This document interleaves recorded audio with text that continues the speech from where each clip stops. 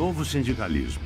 Este foi o nome dado ao tipo de sindicalismo praticado no Brasil a partir das greves de 78, 79 e 80 em São Bernardo do Campo e Diadema. Na verdade, foi o nome dado ao tipo de sindicalismo surgido com as greves operárias em todo o Brasil nesse período. Estávamos no final da ditadura civil-militar e essas greves chacoalharam o Brasil inteiro. Mas você deve ter visto no episódio anterior. Greves que começaram reivindicando melhores salários e condições de trabalho e acabaram sendo um dos principais eventos políticos do Brasil. Bom, nesse episódio, vamos entender um pouco melhor o que foi o novo sindicalismo. Não sei para vocês, mas quando se fala que alguma coisa é nova, eu sempre penso no que vinha antes dessa coisa nova. Vamos entender o novo sindicalismo olhando para o velho sindicalismo.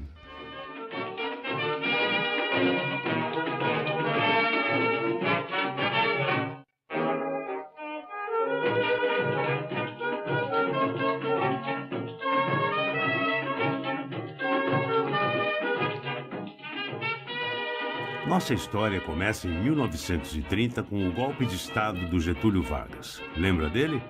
Conhecido como o pai dos pobres, e que depois de 25 anos se suicidou em pleno Palácio do Catete, no Rio de Janeiro? A gente chega lá. Mas ele ficou conhecido como o pai dos pobres justamente porque em seu governo as leis trabalhistas foram regulamentadas. O golpe de Vargas é em outubro. Em dezembro ele cria o Ministério do Trabalho. Então tem toda essa propaganda pró-defesa dos trabalhadores. Cria o Ministério do Trabalho, chamado de Ministério da Revolução.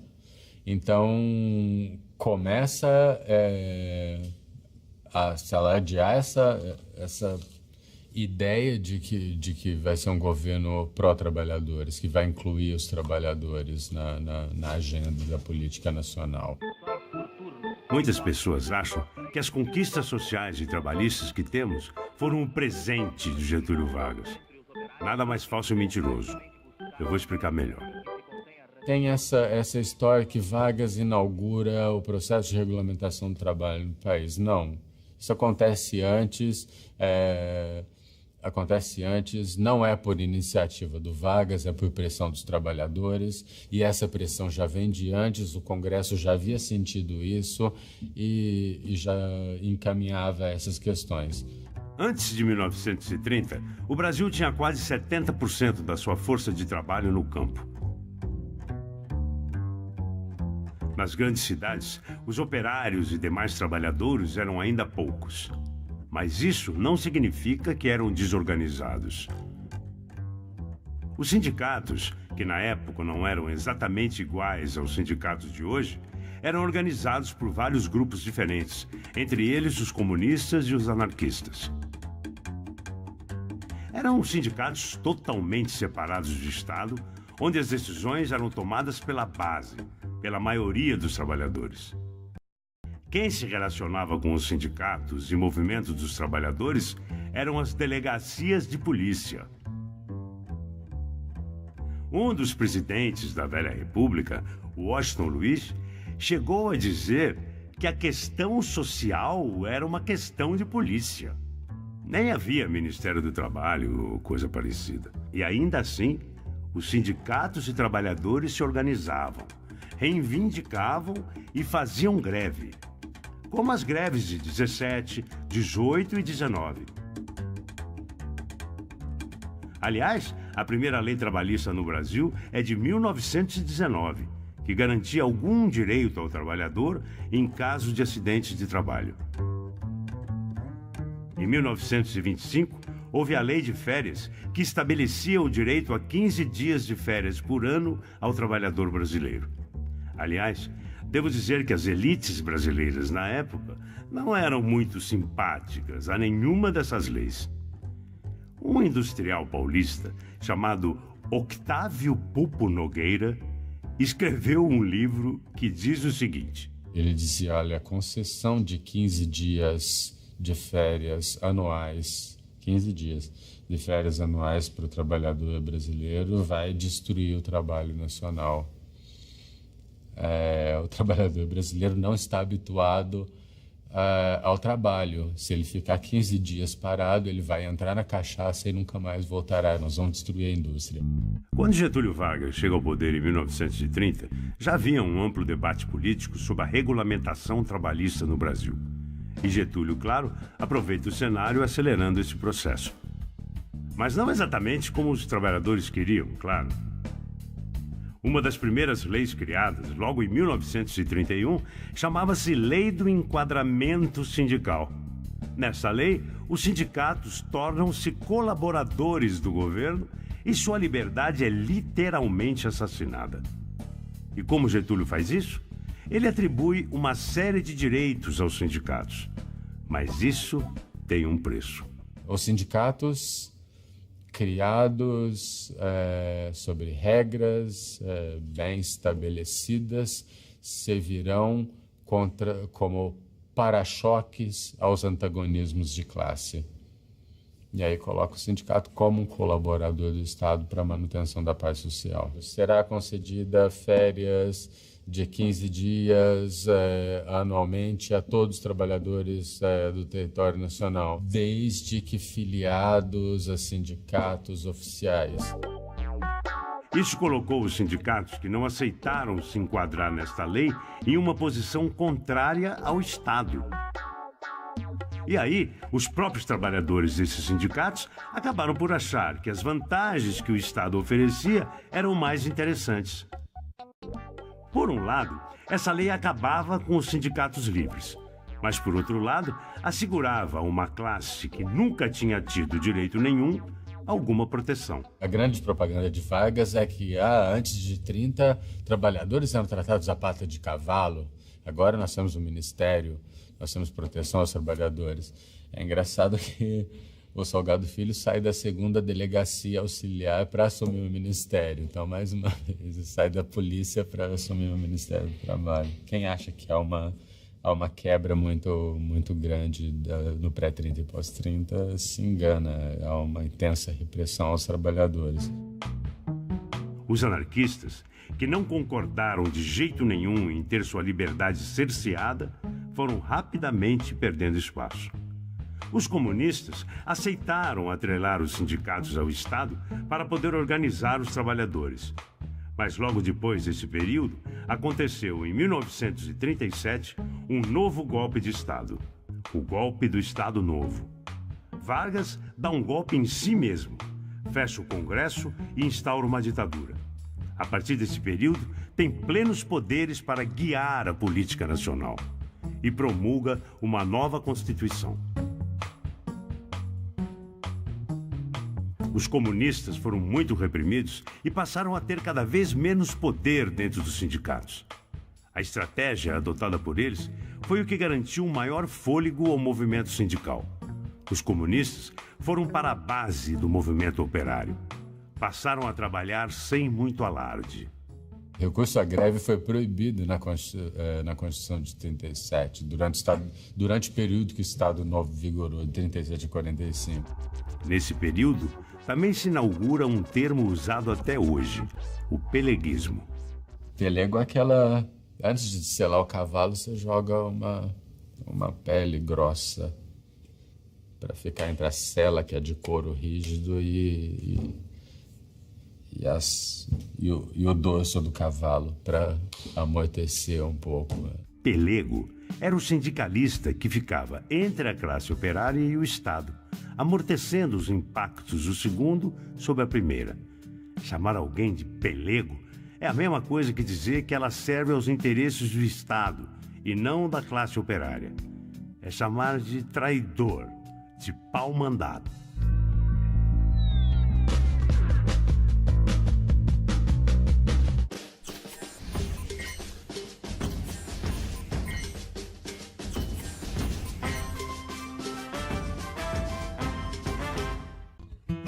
A mulher sempre teve lugar no PV. O Partido Verde identifica e leva para a política mulheres que já promovem transformações em suas comunidades. A mulher está nas nossas bandeiras. as condições de trabalho, o combate à violência e o poder de escolha sobre o próprio corpo. PV, pioneiro na defesa da igualdade de gêneros. Afinal, o que seria do mundo sem você?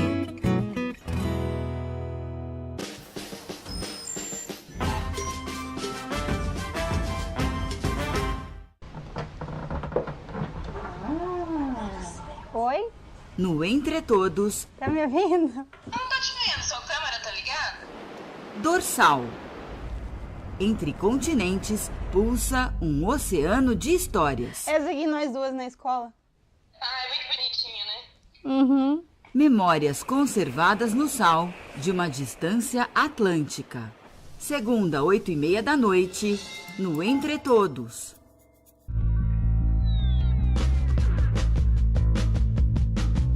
Aos poucos, o Getúlio Vargas foi montando aquilo que ficou conhecido como desenvolvimentismo. Intervenção forte do Estado para estimular o crescimento e a expansão e diversificação da indústria brasileira. A intervenção forte do Estado, inclusive por intermédio da criação e crescimento das empresas estatais, a intervenção forte do Estado para proteger o mercado interno, protecionismo, reservá-lo à produção local.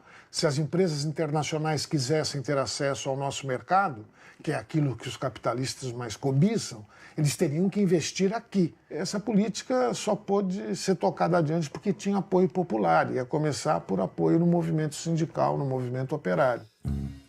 Em 1943, Vargas aprova sua talvez mais famosa lei, a CLT, em vigor até hoje, que regulamenta o atrelamento dos sindicatos ao Estado, mas vai ainda muito mais longe. A primeira coisa que eu acho que é importante aqui é entender que a CLT tem um caráter bifronte. Ela tem um conjunto de... Um lado dela, uma face da CLT muito importante, é a defesa dos direitos do trabalho. Salário mínimo, 13º, descanso semanal, salário igual para trabalho igual, tudo aquilo que...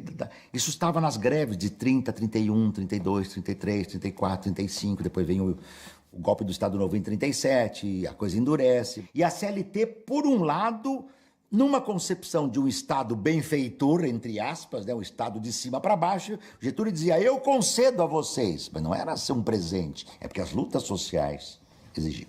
Por outro lado, a CLT, ela é claramente uma política de controle do sindicalismo combativo.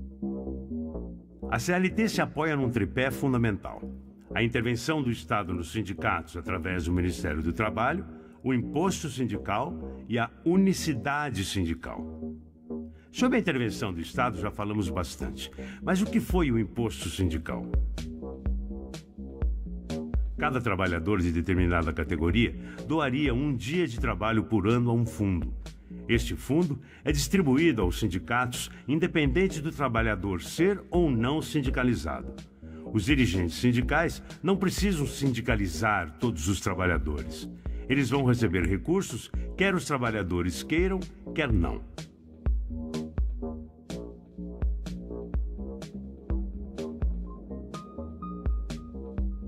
E a unicidade sindical? Só pode existir um sindicato de cada categoria em determinada base geográfica. Se o sindicato de São Bernardo do Campo, por exemplo, não representa os direitos dos trabalhadores metalúrgicos, os descontentes não podem criar um outro sindicato. Por outro lado, a CLT previa todos os direitos trabalhistas que vemos até hoje, como o salário mínimo, a carteira de trabalho, a jornada de 8 horas, as férias remuneradas, a previdência social e o descanso semanal. Um pouco depois, em 1945, o Brasil finalmente se redemocratiza. E quem vai mandar nessa nova democracia? Um certo militar, por nome Eurico Gaspar Dutra.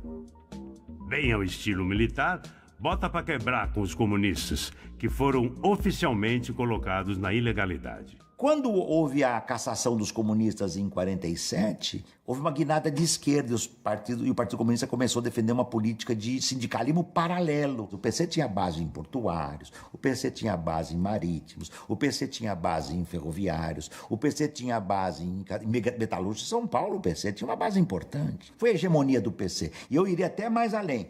É de meados de 40 até 64, entende? Sendo que talvez o momento culminante tenha sido década de 50 e especialmente nos anos 60.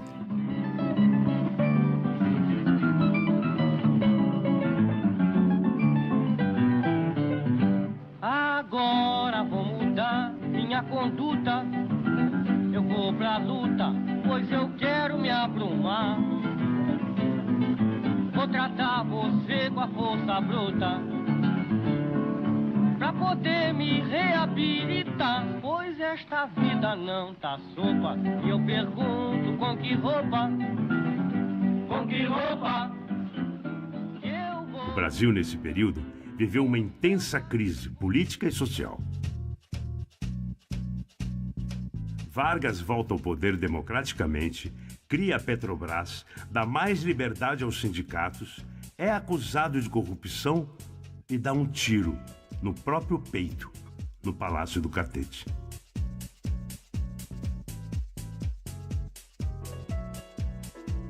Bom, e depois de passarmos pelo Café Filho, Carlos Luz, Nereu Ramos, Juscelino, esse vocês devem se lembrar, 50 anos em 5, aquele que construiu Brasília, longe de todo mundo, e ainda fez nossa dívida externa quintuplicar.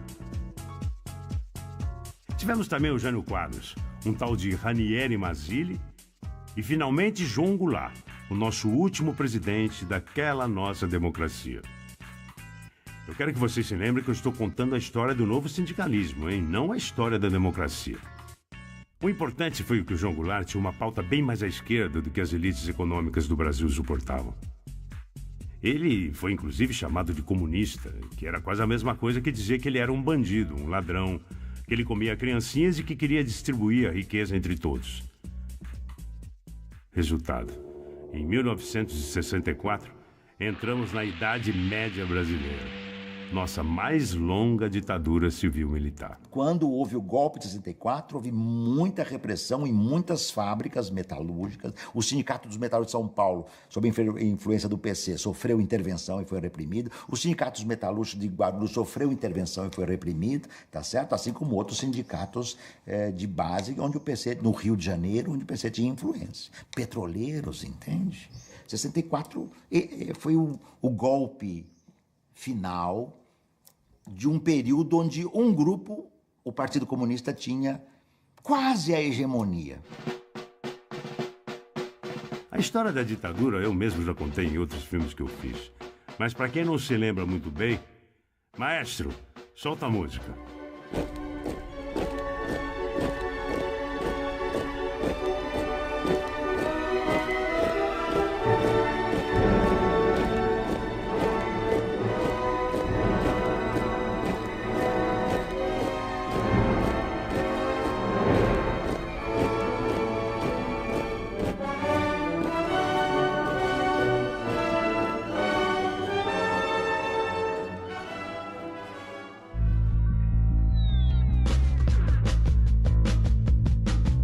Entre 64 e 68, com esse esgotamento do período de prevalência do PCB, começam as oposições sindicais.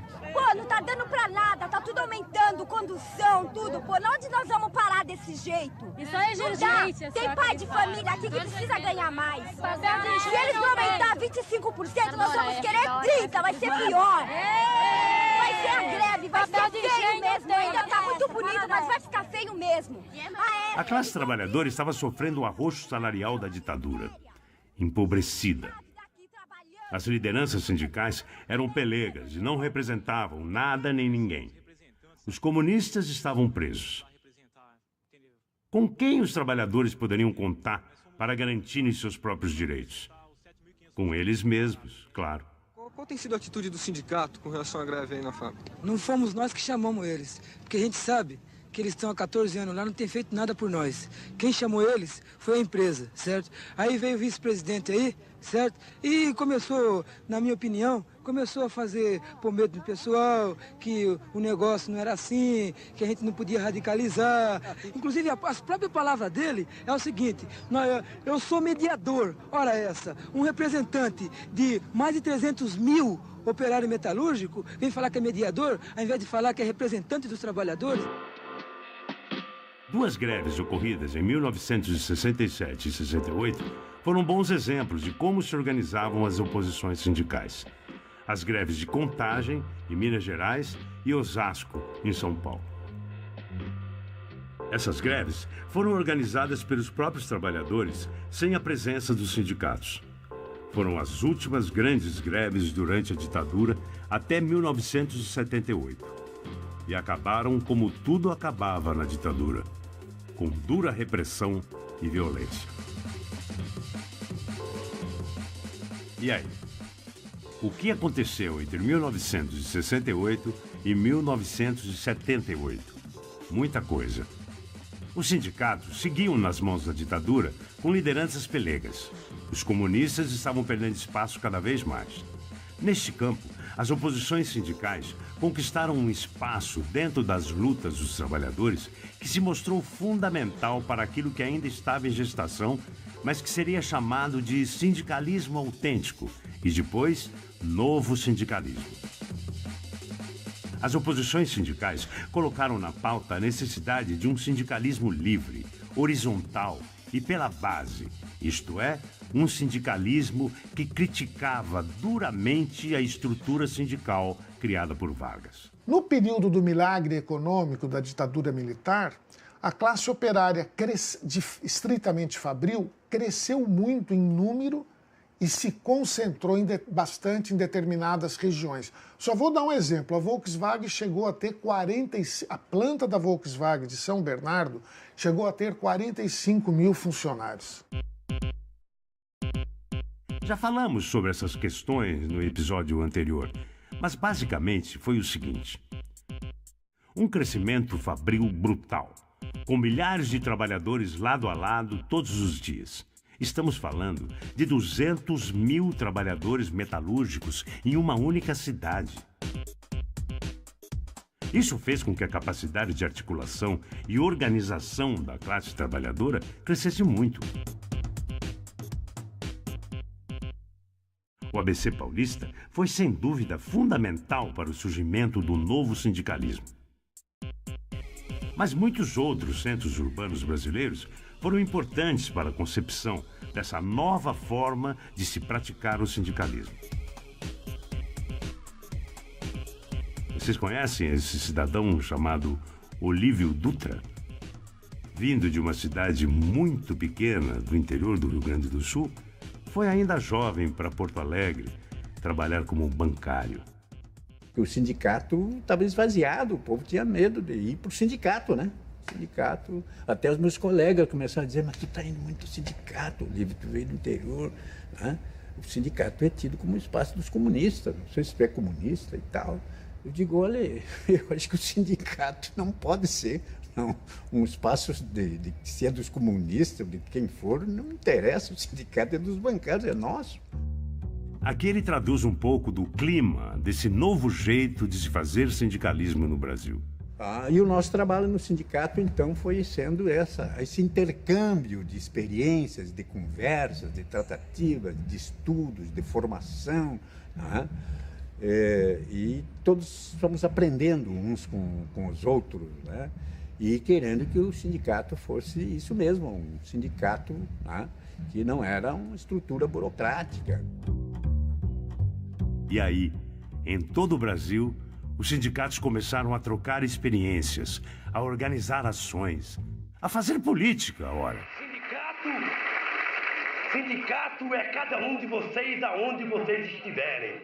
O novo sindicalismo, na verdade, é este que vai para a porta de fábrica, que se relaciona com os trabalhadores, não fica apenas no escritório, na salinha da presidência ou na salinha do diretor no sindicato. O dirigente está junto com os trabalhadores 24 horas por dia, discutindo, ouvindo recuperarem a sua identidade, terem uma ferramenta que seja a expressão dos seus, das suas lutas, das suas postulações, das suas reivindicações por melhores condições de trabalho, condições de vida, de salário, de cultura, tratar dessas coisas não apenas com a burocracia oficial e as direções sindicais. Tem uma discussão sobre todos esses temas e outros pela base.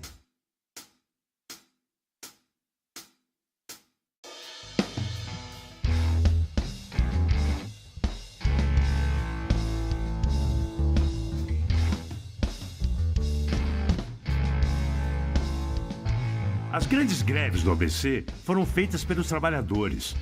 Lula e as demais lideranças tiveram a sensibilidade de traduzir o que esses trabalhadores sentiam e traduzir em ações.